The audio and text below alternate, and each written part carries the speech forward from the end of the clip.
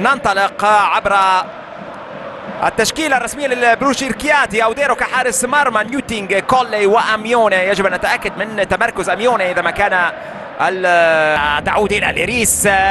ضغط من قبل أرسلان، إمكانية العرضية. ليريس عرضية كانت نحو يتوغل دوجي. ليريس تدخل دفاعي فخم، بعد ذلك أرسلان ورمية تماس دوجي. إمكانية العرضية، يفضل المراوغة.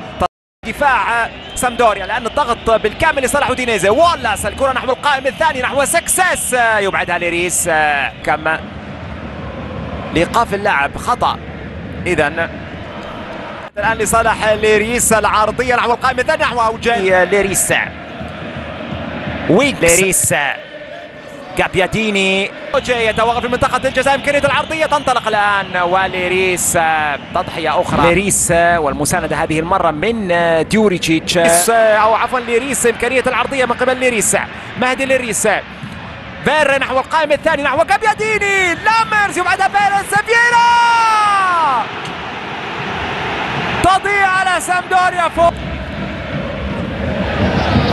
وهنا يسقط ليريس. لا وجود لخطأ يقول مارياني. يخلق تفوق عددي ويتوجه في منطقة الجزاء. عرضية ليريس. ترويض صعب، يستغل الموقف بيريتس. بعد ذلك بير وخطأ. ليريس يلتف ليريس، بل مخالفة يقول ماري.